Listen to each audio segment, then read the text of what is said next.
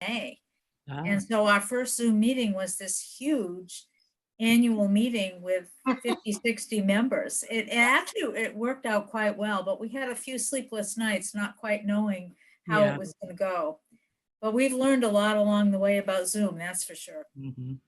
Now, tonight, you're going to share the screen with us, right? I am, yes. Yeah. Yes, and I think they've already made me the co-host, so I'm able to do that, Susie. Okay. And we're going to admit, there are two people in the waiting room. Who's admitting? Yes, I'm doing them, Jolie Jolie. and And Roger. Roger. Mhm, I've got them in. Okay. Hi. Hello. Roger. Hello. Hello. Nicki Roger is our president this year. Ah, And this is Nicki. hi, Roger. Hi, Nikki. Nice to meet you. Nice to meet you too. Thank you for the invitation. You're welcome. We're glad to have you. Oh, I'm excited about it.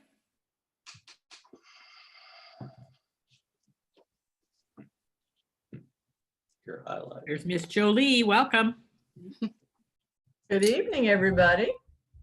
Okay. Good evening, Jolie. Good evening. Hey, Mary Lou. Hey. Hi, Jolie.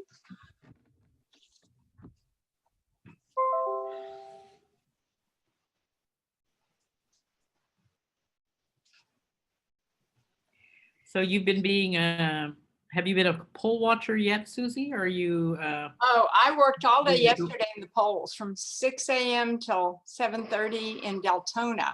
We had Wow. 1,800 people, and I'm an even worker. So I screen them when they come in and give them their ballots and so on.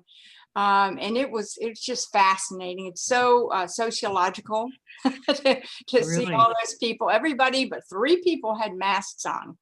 And, you know, they're not required to, but people were very conscientious and very nice. And it, you know, it was raining a little bit, and they're just determined to, you know, exercise their right to vote, which is great. nice. You know, they're doing something different this year. I wasn't able to work the polls like I usually do because my husband has such health issues. I just couldn't take a chance. But they were looking for volunteers to sit outside and actually monitor the mailboxes, just so that they can show that they were under constant surveillance. Good. So that's outside. So I'm going to be doing that for 5 or 6 days over the next couple of weeks. Yeah, I talked to Joyce Palmer. She's also going to be doing that. And Uh-huh. I was really surprised. All day there was only one poll watcher sitting in Really? an Really? area that was screened off, but just one poll watcher. Usually there are lots of poll watchers. Well, I know that, like I have a designated time. I'm doing it Wednesday and Thursday this week. So unless they just weren't able to fill all the slots. Well, this was in Deltona. Oh, Yeah, Yeah, I'm going to Deltona too, Susie. are you to Yeah. do watch the box? Yeah, to watch the box there. Well, come and say hi. I'm gonna be there Okay, tomorrow are and you gonna Friday. be, I'm Thursday. I'm going Thursday, Oh, and then I go 3 or 4 days next week. I'll be there Halloween all day. Oh, that'll be fun. I may be there on Halloween. I'll stop by and say hi. Okay, just come in and I'll be in. Hi, Betty. Hi. Hi, Betty. hey Betty. Hello, Nick. how are you? Good. How are you doing? Doing very well, thank you. We'll Good to see we'll you. be seeing each other 2 nights in a row here. Yes. You have have a a board meeting meeting tomorrow? Yeah. But tonight you get to do all the work, Nikki. Yeah. Tomorrow night, I'll let you guys do all the work.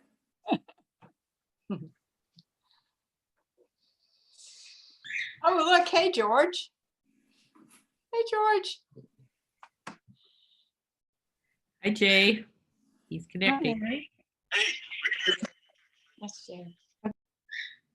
Tell her, just one more people.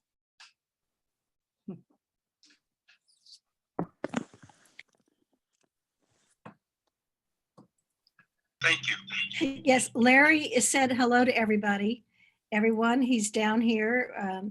He can't, can you hear us, Larry? I can hear and see you, but I don't have a microphone Okay. or a camera on my computer. He can see us and hear us, right? But you can't Yes. talk? Okay, that's Yes. it. All right. We can hear him So via you though, feedback- Miss Carmen. We can hear him via you. Yeah, there might be, well, we're going to be muting everybody once we get started. Okay. Okay, thanks. All right, you're welcome. Thanks.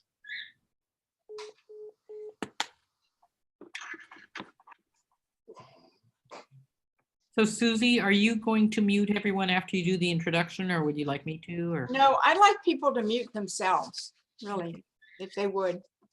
Or if you want to mute us all, that if you have the power to do that. I think some people, Superpower. you sort can of do it's discombobulating or whatever for some people to do it. It's easy enough for that I can hit an unmute Okay, or mute all. That would be good. Thank you. Well, I guess if I would mute all, then it would also be muting like Nikki and stuff, but then you could unmute yourself, Nikki. as Okay. co-host. Yeah. We'll try that.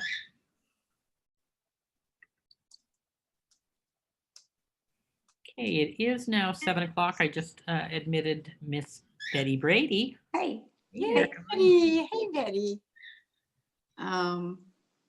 greetings. Jackie's here too, I think. Betty. Going in. Okay, all right. Hi, Betty. The Hello. other Betty. Yeah, they're Betty. Betty Johnson. Hi.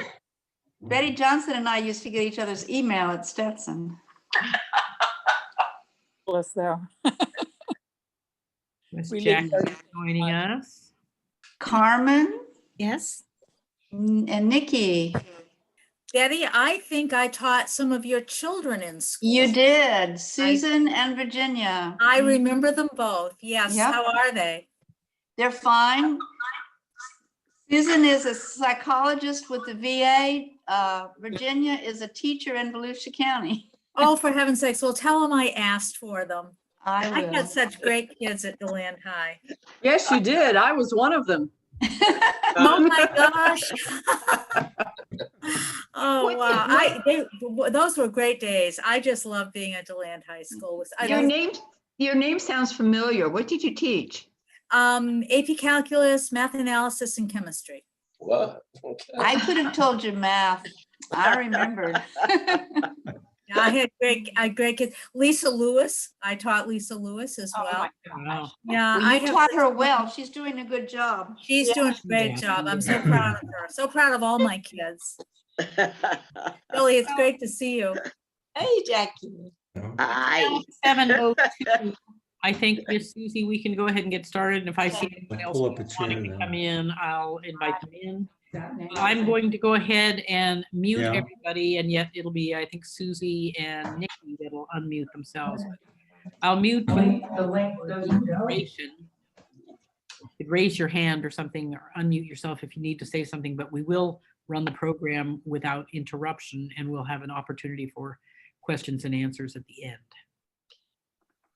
So, Miss Susie.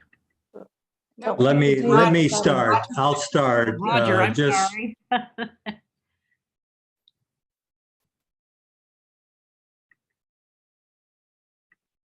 Roger, I had muted you. Sorry, Roger. Can you hear me now? I can hear you now. Sorry. Okay, I'm unmuted. Thank you. All right, I'm Roger Wangsis. I'm president of the Historical Society this year. Before we get started and turn it over to Susie, let me just mention a couple upcoming events that we want to get out there and start promoting. Of course, next month, we're going to have the History Talk on November 17th. Dan Friend, who's curator of the Veterans exhibits up at Stone Street Museum, will be talking on Volusia County vets' involvement in World War II. And that theme will carry over into our cemetery walk at Oakdale Cemetery on November 21st and 22nd. And each day that will be from 4 to 7 p.m. This year's theme is going to be Glimpses of World War II, Volusia County Heroes. And then just a week later, we're going to kick off the Christmas season with a new event called Christmas in Bloom. This will be on Saturday, November 28th from 10 until 5 p.m. At the Pavilion at Select Growers in De Leon Springs. And this event is going to include a gingerbread contest, our Makers Guild gift shop sale, a baked goods sale, and craft demonstrations. Select Growers will also be offering some of their Christmas plants for sale. So we encourage members, especially families with children, to enter the gingerbread contest. I think this will be a fun event for families. You must register by November 14th. Also, the Makers Guild will be meeting on October 28th from 6:30 to 8:30 at the Conrad Center, and they'll be working on more gifts for the Makers Guild sale at this event.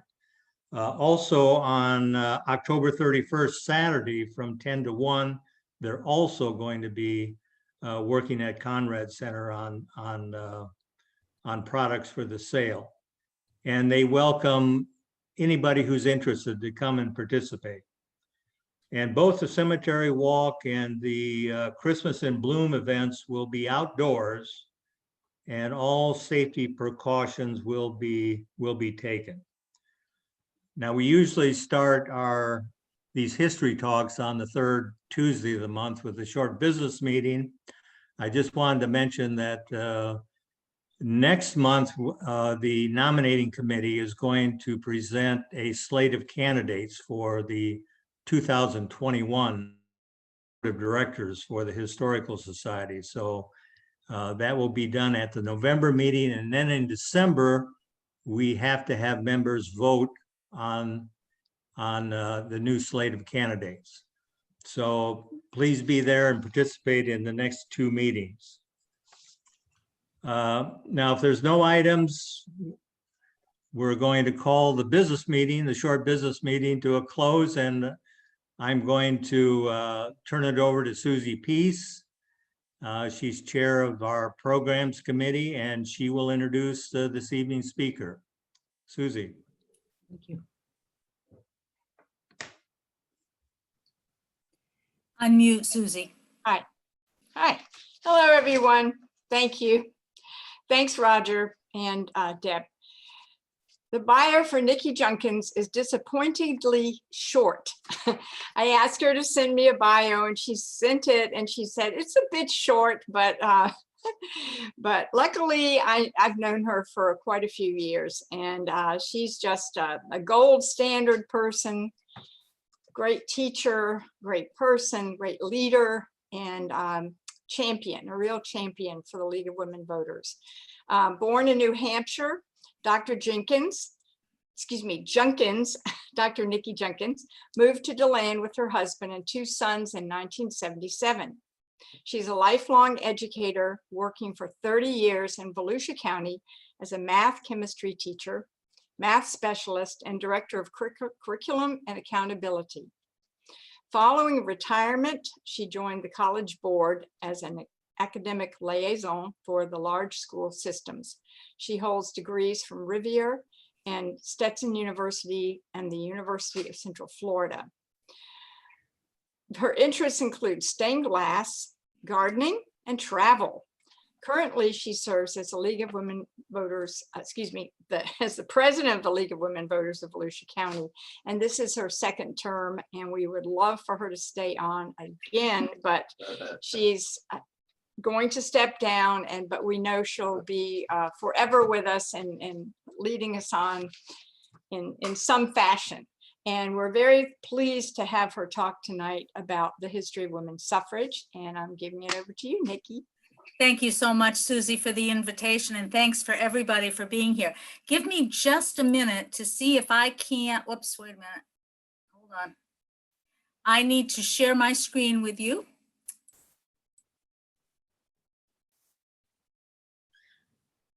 And hold on just a minute.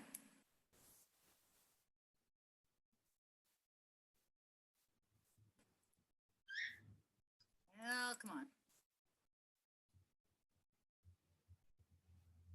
Can everybody now see the screen? Yes. Okay, perfect. I am delighted to be here to talk to you about one of my favorite topics, the fight for women's suffrage. The more I learn, the more fascinating it becomes. It is particularly important topic for the League of Women Voters because we, in fact, were born out of the suffrage movement. We were established in February of 1920, just about 6 months before women earned the right to vote through the passage of the 19th Amendment. Our founders were those suffrage leaders who had worked so hard to make the right to vote for women possible. They were meeting in a convention in Illinois, in Chicago, and they realized that while the fight for the vote was about to be won, that their work still wasn't done. Women had been very protected. They had not been part of the civic dialogue of the day, and they didn't understand the issues that were important to the community. And the suffragist leaders realized that they needed an organization, which became the League of Women Voters, for the purpose of not only registering women, but to educate them about those issues so that they would be prepared to cast an informed ballot. And that mission remains central to our work today. We have always been nonpartisan. We never endorse or oppose a political candidate or a party. We are political in that we do take positions on issues, but only after a great deal of research, discussion, and assurance that we have consensus among our members about the direction that we want to go in. While we started out as a women's organization in 1920, we began to accept men in 1972. Fred Peace is actually a member, and now about 20% of our membership is composed of men. We have two branches. We both educate and we advocate, and we keep those two branches separate. And the purpose of tonight's presentation is education and hopefully give you some new information and hopefully enjoy the work that we're going to talk about today.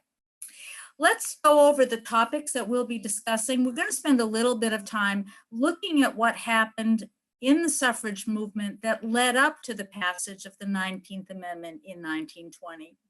We're going to talk about the fight that took over decades to actually achieve the right to vote for women.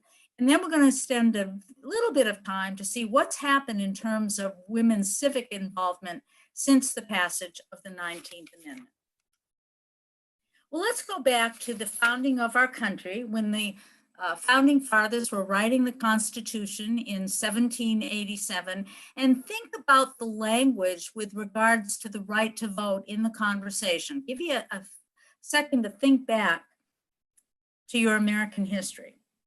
When I talk to students about this, when we go out to high schools, they are very, very surprised to hear that the US Constitution is silent in terms of giving any individual group the right to vote. Consequently, what happened was the right to vote and who got that right has been defined by each of the states.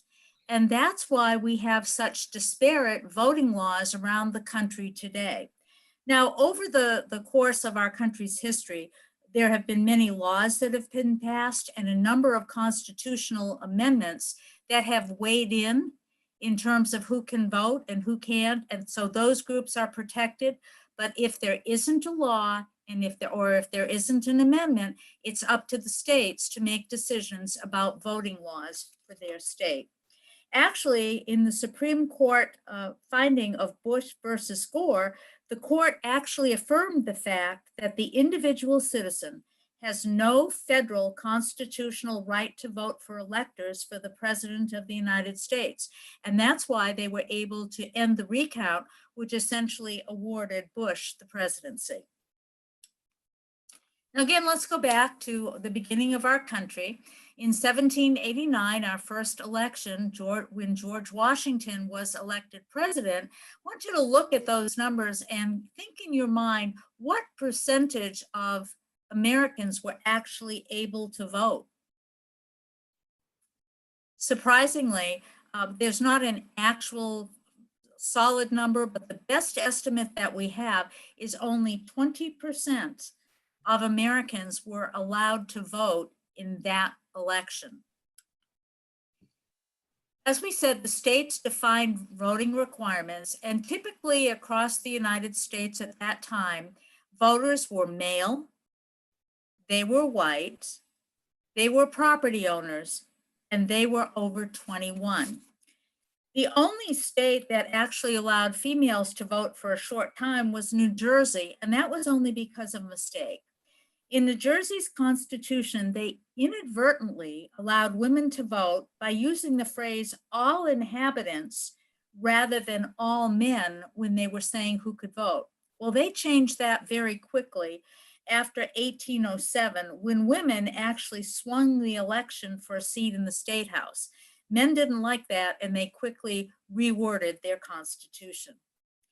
White voters were those only allowed, with the exception of Massachusetts, which had universal male suffrage, with the exception of slaves. In no state were slaves allowed to vote, and they actually represented about 20% of the population. The property owner requirement essentially restricted voting to the wealthy and to Protestants. Now, over the years, states gradually eliminated that requirement. The last state to do so was North Carolina in 1858. The age requirement of 21 continued up until the 26th Amendment was passed in 1971 during the Vietnam era. Some of us might remember the slogan that those young people used: old enough to fight, old enough to vote. And as a result of that protest, the voting age was lowered to 18. Now, it wasn't 100% women couldn't vote until 1920. The Western states, as you can see from this map, were the first to allow women to vote. Those dark green states in the West, and Texas and Minnesota, actually allowed women to vote before the passage of the 19th Amendment. And they were allowed to vote in all elections, including national elections. The lighter green states were states that allowed women to vote in some elections. Mostly those were local elections, not national elections. And then those states in white, those southern states and along the eastern seaboard, prevented women from voting until the passage of the 19th Amendment through the constitutional process. Let's talk a little bit about the constitutional amendment process that led to the passage of the 19th Amendment. Any constitutional amendment must start in the US Congress, and it must pass by a 2/3 vote of each house, both the Senate and the House. Now, with regards to the 19th Amendment, the House of Representatives passed that amendment on May 21st of 1919, and then shortly thereafter, the Senate followed with an affirmative vote. Once both houses of Congress have passed that amendment by a 2/3 vote, it then goes out to the states. And it requires that states, 3/4 of all states ratify the amendment. Now, at the time in 1920, there were 48 states, meaning that they needed 36 states to ratify this amendment. And that ratification happened on August 18th, 1920, when Tennessee became the 36th state to ratify the amendment that gave women the right to vote. I'm going to come back to that date and that vote by Tennessee because there's a very interesting story attached to it. Well, Florida was not one of the original 36 states to ratify the 19th Amendment. In fact, they didn't actually ratify it until 1969. They did, however, pass a law in 1921 that did grant all resident suffrage. The last state to actually come on board and approve the suffrage amendment was Mississippi in 1985. Now, that didn't affect whether women could vote or not in those states because a constitutional federal amendment overshadowed any individual state law. Here's the things we're going to cover next. We are going to talk about what happened in the years leading up to the 19th Amendment. We've just done that. Now we're going to go on to the fight itself. And believe me, it was a fight. It was a fight that lasted over 7 decades, about 72 years. The official start of the women's suffrage movement is given as 1848 during the Women's Rights Convention in Seneca Falls, New York, and we'll talk about that in a moment. This 72-year fight spanned two major wars, the Civil War and the First World War, which greatly disrupted the actual movement. And it also went through some real turmoil internally within the organization itself as they talked about which rights, which women, and which tactics. And we'll be looking at that as we go along. Now, we've talked about the beginning of the women's movement as going back to the Women's Convention in Seneca Falls in 1848. Prior to that, two women, Lucretia Mott and Elizabeth Cady Stanton, who, by the way, is Susie Peace's ancestor, traveled to London and with the intention of attending an anti-slavery convention. Unfortunately, when they got there, the men who were organizing the convention denied them the opportunity to participate. So they came back to the United States very disheartened at what was happening with regards to the rights to women. And that led to the organization of this 1848 convention in Seneca Falls to talk about women's rights. It was, in fact, the first women's rights convention in the country. One of the participants in that convention was Frederick Douglass, who you probably know was an escaped slave and a very renowned abolitionist speaker. He was the only African-American at the convention. And it's important to note that the abolitionist movement and the women's movement had very strong connections with each other. They worked very, very closely up until the passage of the 15th Amendment. Well, at that Seneca Falls convention, Elizabeth Cady Stanton presented a document that she had drafted that's called the Declaration of Sentiments. And in that document, she had listed a list of grievances that documented the women's inequalities in all aspects of their life, from home life, married life, civic life, religious life, and social life. And attached to that list of grievances were 11 resolutions. Those resolutions were things that needed to happen in order to rectify those injustices. Those resolutions were submitted by Elizabeth Cady Stanton for debate and modification. By the end of the convention, all 11 resolutions passed. All of them but one passed unanimously. The most contentious resolution was the 9th resolution, and this was the resolution that called for women to secure for themselves their sacred right to vote to the elective franchise. So the women's rights resolution for voting was the most contentious of them all. And it was actually opposed by a number of members who wanted it removed because they were afraid it would jeopardize those other goals that included property rights, education, employment, and divorce equity. Frederick Douglass, however, and Elizabeth Cady Stanton spoke very passionately about the need for this amendment. And in fact, it did pass and would go forward as a centerpiece for the women's movement from that point on. Now, through the course of the whole 72 years of this movement, there was a lot of dissension and division among the groups on a variety of issues. They started out as the American Equal Rights Association, and that group called for universal suffrage, and they were looking for a number of other equal rights that we've just mentioned. They were led by people we've mentioned, Elizabeth Cady Stanton, along with Lucy Stone and somebody that I know you recognize, Susan B. Anthony. They were joined also by a woman by the name of Frances Harper, a very noted African-American lecturer who galvanized the Black women's support to the cause.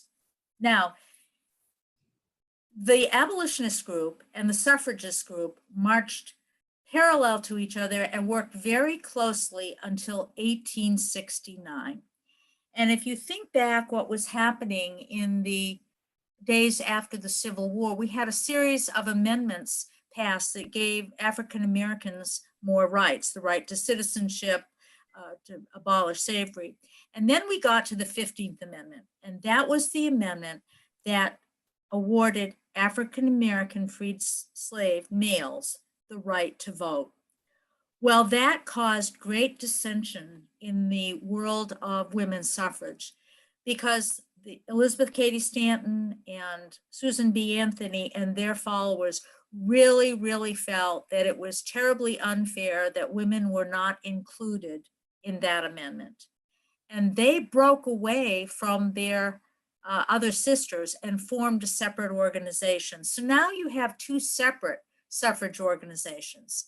The National Women's Organization was the group that was headed by Stanton and Cady Stanton and Susan B. Anthony. And their focus was quite different from the other organization. They did not support the 15th Amendment. They addressed a variety of women's rights, including divorce equality, equal pay, and they did support divorce. They were considered the more radical wing of the suffrage movement, and they actually advocated for civil disobedience and urged their women to go out and vote illegally, which in some cases resulted in their arrest. They felt that the best way to achieve women's suffrage was through a national constitutional amendment, and they only allowed women among their members. Now, their opposing group was the American Women's Suffrage Association, and they were considered much more conservative. They were looked at as being more cultivated and more respectable, and they had a larger following. And their leaders were Lucy Stone and Frances Harper. Now, they were quite different. Their focus was specifically on voting rights only. They were looking at universal voting rights beyond just women. They adopted a state-by-state approach so that they would look to go to individual states as a way of getting women the right to vote. And they allowed male members in, and who also had male members who were leaders. Now, those two groups moved forward for about 20 years, and then they realized that there was strength in numbers. So Susan B. Anthony proposed a merger between the two organizations. So in 1890, they merged again to become the National American Women's Suffrage Association. And they actually took the approach of going state by state in terms of securing the women's suffrage. Now, as we enter into the 20th century, this has gone on for over 50 years. These suffrage leaders, Elizabeth Cady Stanton and Susan B. Anthony, are up there in years. And in fact, both of them died in the early 1900s. And so the torch was being passed to new leaders. The leader of the National American Women's Suffrage Association was a woman by the name of Carrie Chapman Catt, who was Susan B. Anthony's hand-picked leader. A little more conservative than some of the other newer members, she went on to found the League of Women Voters. In 1913, another group decides to break off, and that group is the National Women's Party, and it is led by a woman by the name of Alice Paul and another lady by the name of Lucy Burns. They were a little bit more radical, and they believed in public tactics that were more in your face, which we'll talk about, to gain public support. And they were pushing a constitutional amendment rather than the state-by-state approach. So what I'm saying is what we talk about as a women's suffrage movement, it was not unified and it was not focused in any way, shape, or manner. There were huge disagreements on which rights. As a matter of fact, there were many wealthy women who still opposed universal suffrage. They were very much for divorce equality and equal pay, but they really felt that universal suffrage would work against the sanctity of the family. If you take a look at which women, that's another area that caused great dissension. And I think it really forms a black shadow over the whole suffrage movement. And that's because there were many, many Black women that were very engaged in this movement. Women like Frances Harper, Ida B. Wells, our own Mary McLeod Bethune, who were very active and were very engaged in the suffrage movement.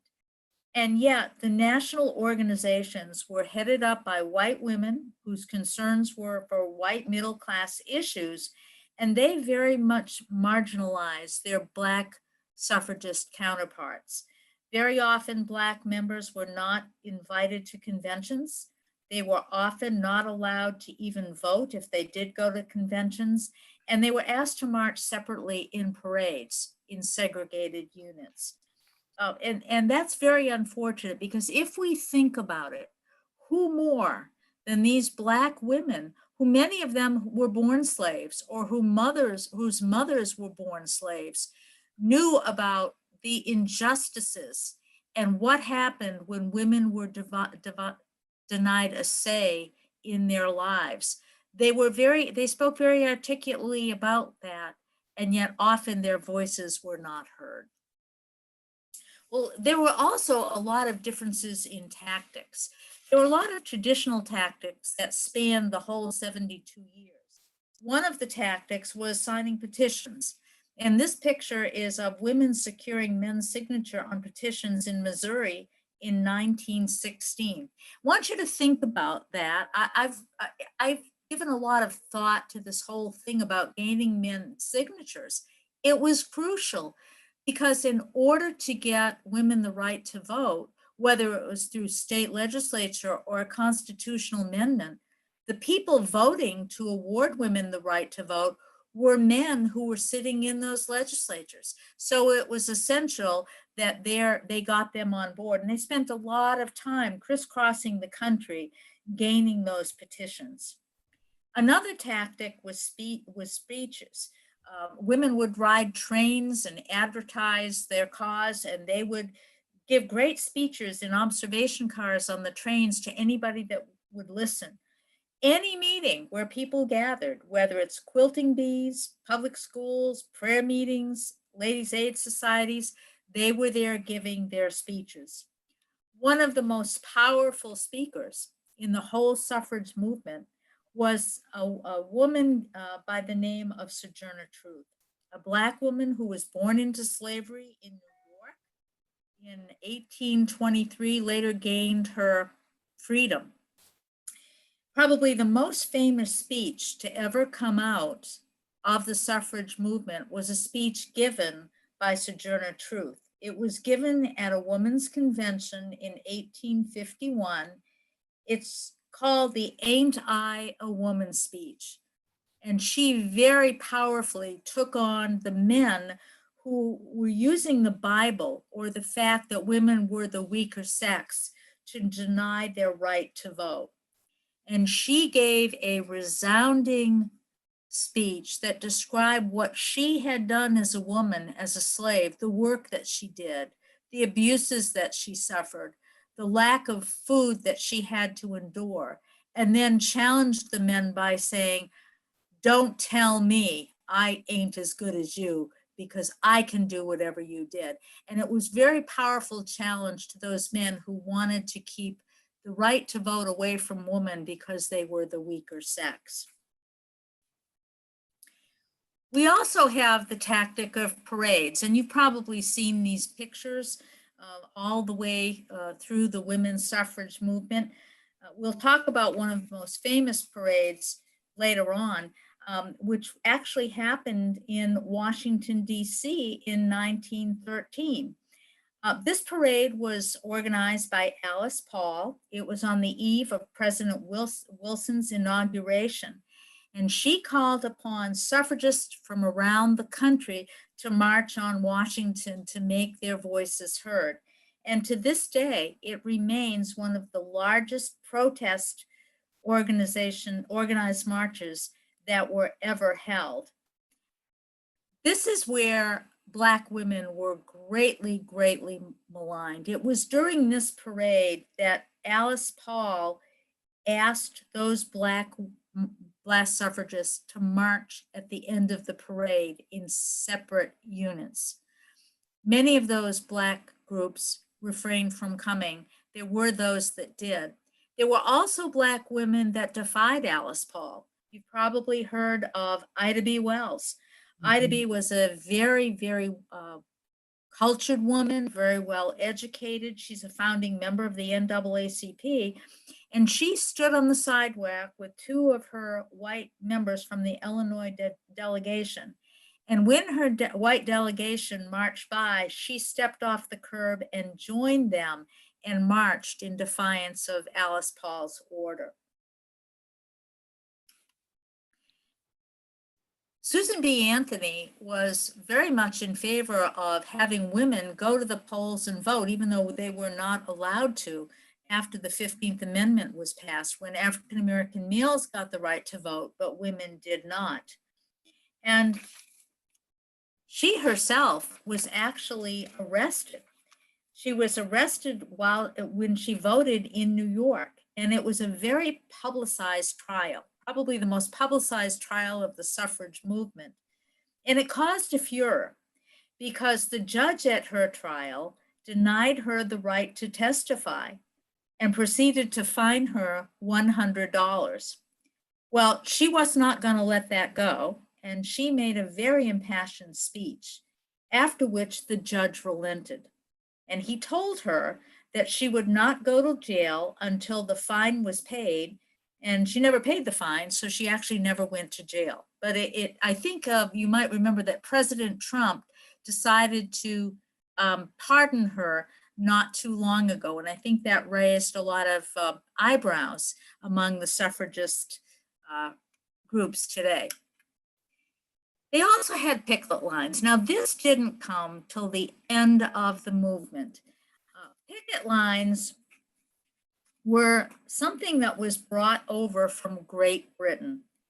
Alice Paul had actually spent time in Great Britain, and she had learned a lot from the likes of Mrs. Pankhurst, who was the great British suffragist leader.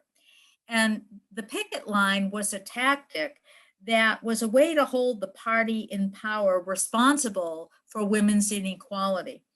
And so Alice Paul organized what was known as this group of silent sentinels who would stand silently, peacefully protesting in front of the White House, bringing public attention to what was going on in terms of women's inequality and the lack of the right to vote. By the way, this was the very first time anyone ever picketed at the White House.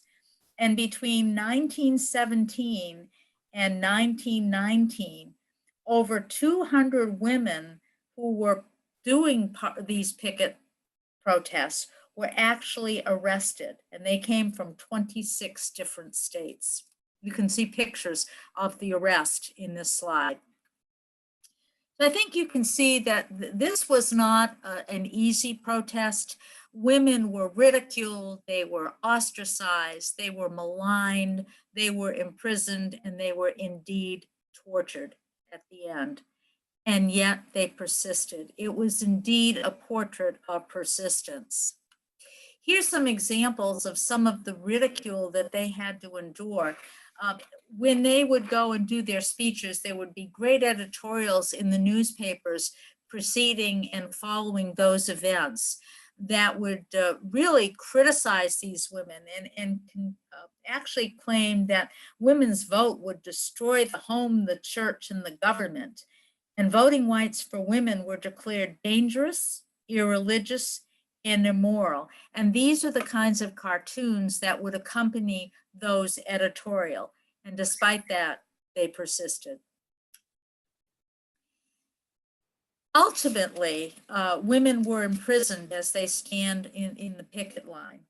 And for 10 months, the suffragists continually picketed the White House in 1917. Now, in the beginning, Woodrow Wilson was tolerant of these picketers.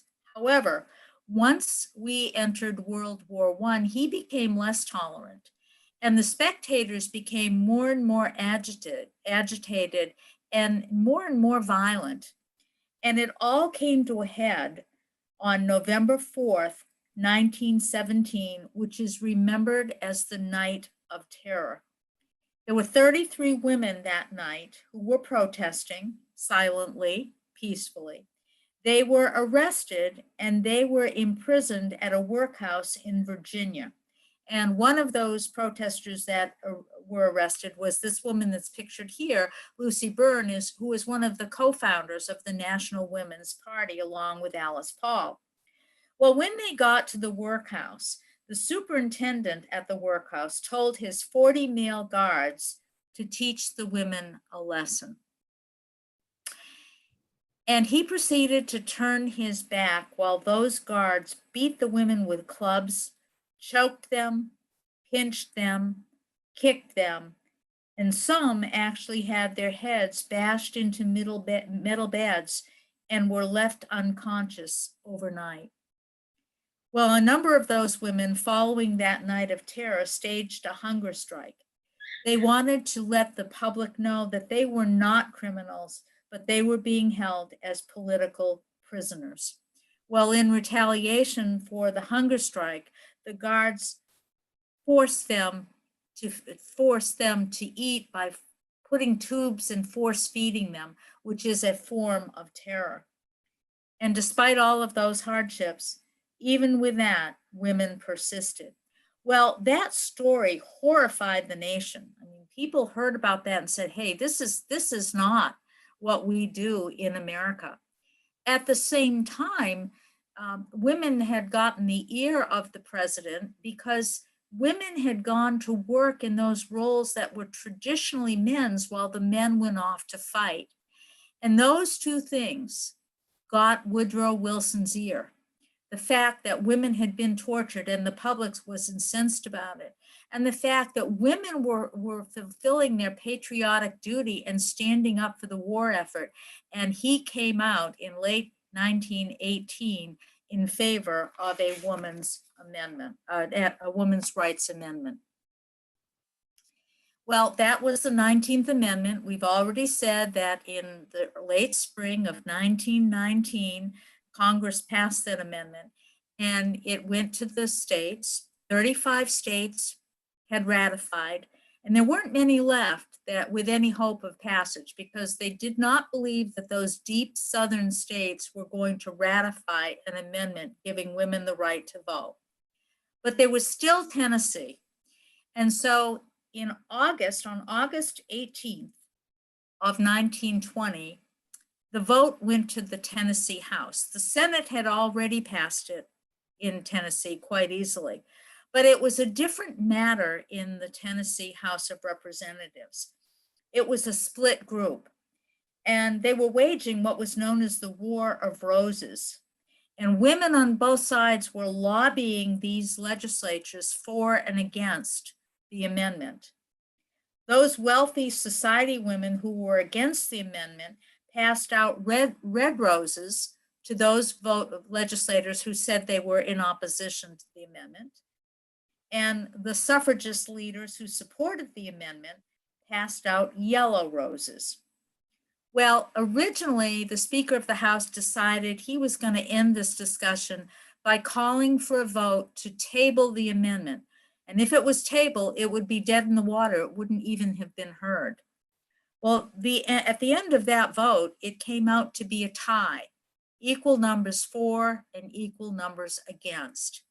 Well, then the House of Representatives Speaker decided he was going to call for a yes or no vote. And there was great disappointment among the suffragists. They did not believe that they could survive a yes or no vote at that point. But there was a break in the voting. It was a very hot morning. The Speaker of the House called for a break. And the youngest member, the newest member of the House of Representatives in Tennessee was a man by the name of Harry T. Byrne. And during the break, Harry actually gets a note from his mother, Phoebe. And in that note, Phoebe says to Harry, now, son, be a good boy and do what's right for your mother and other women in this country. So Harry and all the other representatives come back and they take their seat, and the roll call proceeds. And it's going along the same lines that it had the previous vote until it comes to Harry. And when they call Harry's name, he quickly and quietly says aye. He changed his vote from a no to a yes. And with that brave young man's vote, American women got the right to vote. Well, I will tell you, all hell broke loose in that chamber. And Harry was in fear for his life and actually hid in the bell tower until the furor quieted down. But with his vote, it was done, and women got the right to vote. And here are some of the headlines the next day that appeared around the country. It beat out any other news and made headlines everywhere. This was really quite a deal in the history of our country. Well, now that women have the right to vote, I think after the first election afterwards, some 8 million women voted. And since then, of course, women have become more and more active in our civic life. And so let's look at what's happening in recent years. In 1973, we only had 16 women in Congress. And that's 53 years after passage of the 19th Amendment. Moving forward to 2018, they had 115 women in Congress. And I just did a little bit of research. In Congress today, there are now 127 women who hold seats in the United States Congress. 105 of those are Democrats, 22 are Republicans, and that comprises about just under 24% of the members of Congress. Now, that's certainly improvement, but when we think that women actually make up a little more than half of our electorate, we still have a ways to go. But certainly progress is being made. When it comes to voting blocks, women are very, very important consistency. You can see since 2000, women have outperformed men in terms of turning out to the poll. And if you look at Volusia County data specifically, Lisa Lewis has provided that this trend continues in our county as well. Women are a very powerful voting bloc, and our legislatures and our elected officials pay attention to women. And I'm going to be very interested to see what happens after this election, because we know not only are more and more women voting, but more and more women are running for office from both parties. So we'll have to see what happens after this election. So that really is an overview of the women's suffrage movement. It always gives me pause to think as we think about voting today. It's so easy to take it for granted. Most of us have always had the right to vote. It's always been there. And yet anytime different groups have pressed for the vote, and the women's group certainly major among them, there has been pushback and there has been a real fight that had to take place in order to earn that right. And so I think our message as a member of the League of Women Voters is to go out and really urge people to remember what it took to get that right to vote, and use it wisely and make your voice heard in this upcoming election. So with that, I think I'm done and happy to take questions. Right. And I think do I need to give you back the power of? Can you hear me now? Yes, and Sarah, you're the host, so I think you're okay. Right. So at this stage, what I can do is I would like people to, let me see where I'm going to change this.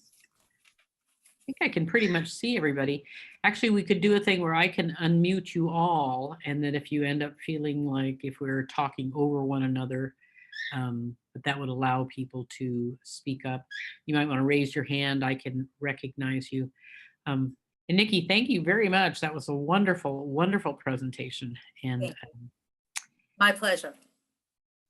yeah, it's a pivotal year, and I see a hand up there with Mr. Fred Peace. Go ahead, Fred. Okay. Nicki, that was awesome Thank you. presentation. I had the privilege of going with my wife with the League of Women Voters up to the origins up in Upper New York. And we also did a lot of research in Washington, D.C. At the Smithsonian Museum and all those places that you mentioned. But my question is, I understand that the Equal Rights Amendment still isn't passed. It still is not. And actually, I was going to mention this. I mentioned the name Alice Paul.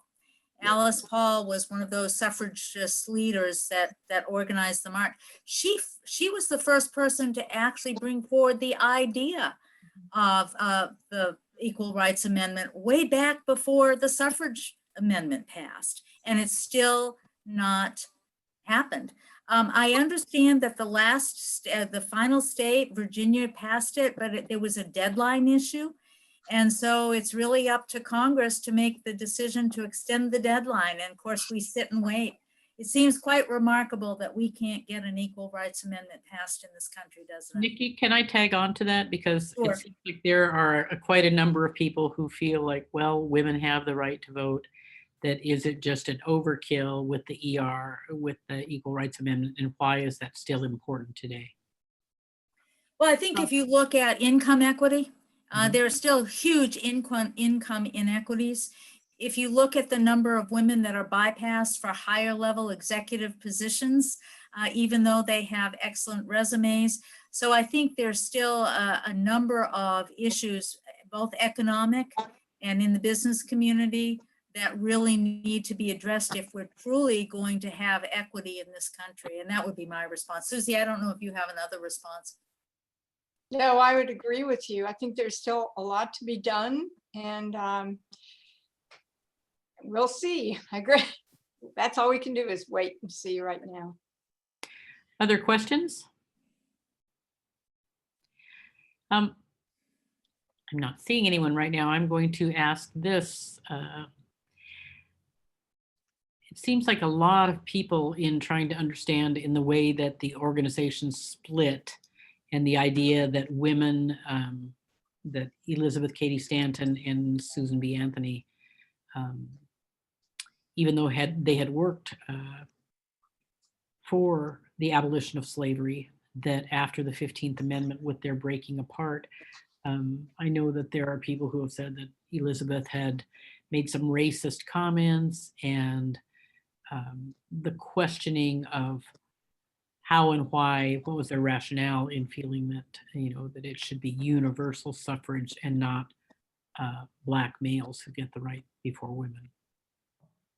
I'm not a historian, so I can't give you a definitive answer. I do know that these women had devoted their lives and really believed very strongly and felt that they had been such a support. I cannot justify the remarks. We can't justify that. And we need to talk about that. I think in the heat of the moment, things are said and they're historic. They're there in writing. But I think the hurt of how, when you've worked that hard and you've given your life and you feel like you're deserving, not that they were against slavery, they were against slavery, they were abolitionists, but they had their heart and soul in this, and they were the originators of all of this. And then to be and I imagine there was a lot of behind the scenes things that went on that I don't know about, maybe a historian would. But I suspect that there was a lot of political machinations that went on that were very disheartening for them, you know, that what happens. And remember, it was all men Right. in Washington at the time. And I imagine there were some very unkind things said about women that really probably just ticked them off. Were the comments justifiable that may have been made? No. But my guess is there was a lot behind the scenes that went on that was pretty anti-female as well. I had That's just my one answer. quick I don't- follow-up I on that. can't justify that. I had just thought, and I was a strong supporter of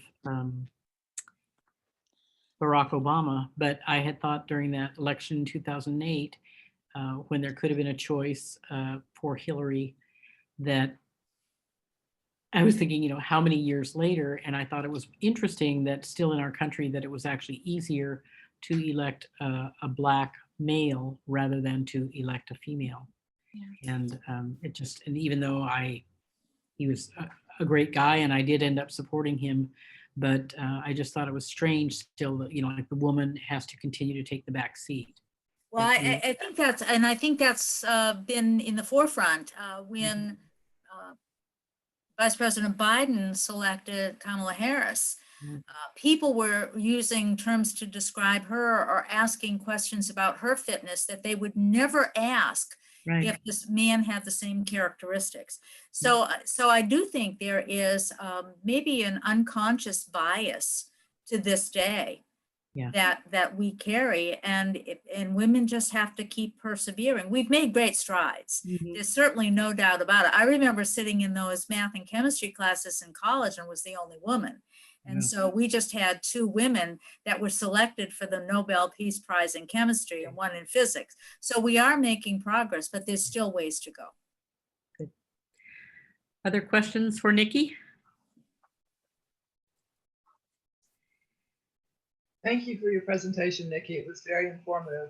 Oh, thank you. Thank you, It's good Nicki. to see you. Wonderful. Thank you, Susie. Thank you for inviting me. It's great to see all of you and good luck in your endeavors. I'd love to hear more about that cemetery. Yes. Sure. I'll let you know. I do want to mention something on this Saturday at 10:30. We're having a meeting where we are, and our meetings really are programs like you do.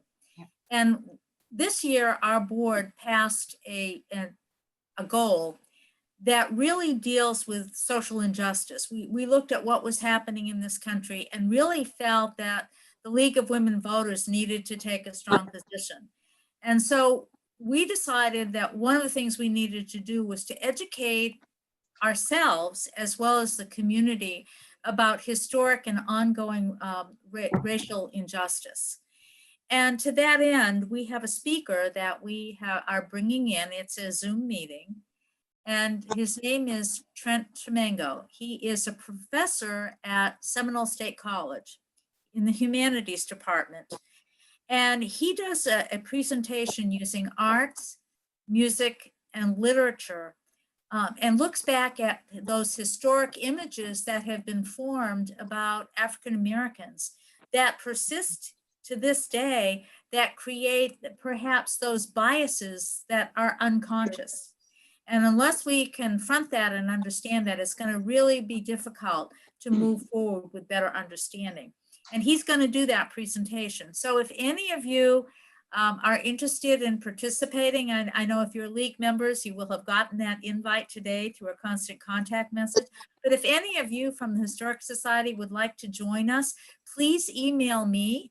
And I will be very happy to send you the information. We have to register ahead of time because it is a Zoom meeting, and we'll send you the invite. My email is president@lwvvc.org. And I'd be glad to send you the registration information. But thank you for having me. It's great to be with this group. Thank you. Thank you. Just one other quick plug while we're still all together that, and Nicki, for you to be aware of, Susie contracted with me, and we have a play called Ladies Taking Liberty that was first scheduled to happen this August 18th on the day that Tennessee ratified the amendment. And then we thought we were doing some big postponing and postponed it until this month. And then, but as things continued to spike and the pandemic went on, we've put it off until next year on the 2nd and 3rd. But it will be a celebration of the 101st year of the passing of the 19th Amendment. And it will be a show that has history and poetry and music and a lot of imagery. It'll be a really a good, we will hope it's going to be in a time period where we can really celebrate our new world. It'll be at the Athens Theater. Athens Theater. Susie, are we still See gonna everybody march? there.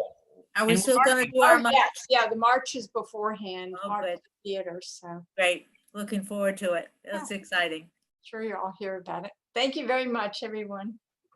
Thank you, everybody.